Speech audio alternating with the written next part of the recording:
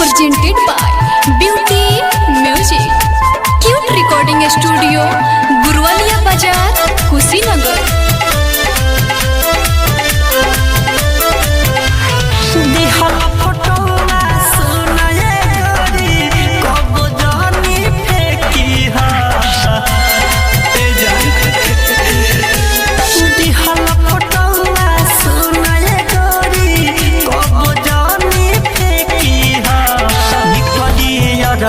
गली से चुहारा छत पर चढ़ के देखी निकली रथी गली से तुहारा छत के ऊपर से देखी दिहल फटौआ सुनाए गोरी कब जहनी फेंकी निकली रथी गली से तुहारा छत के ऊपर से देखी निकली रथी गली से तुहारा छत के ऊपर से देखी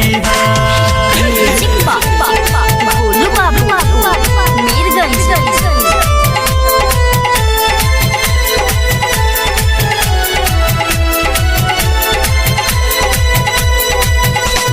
असुआ गिरई ह जानी हमारा तू बिना तू जइबू ससुरा मुश्किल होई हमार जीना।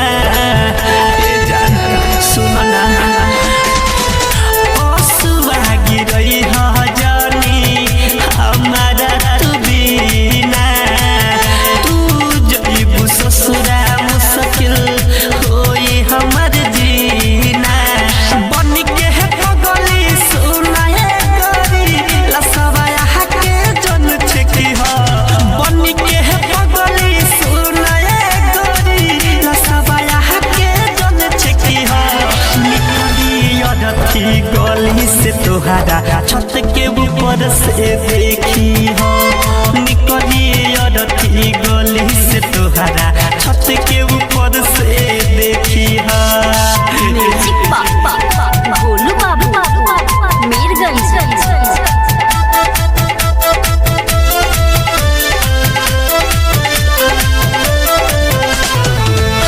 हरी किसके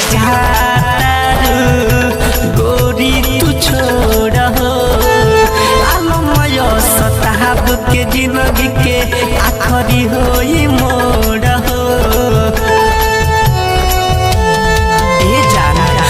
हरी किसके गोरी तू छोड़ आलमय सताब के आखरी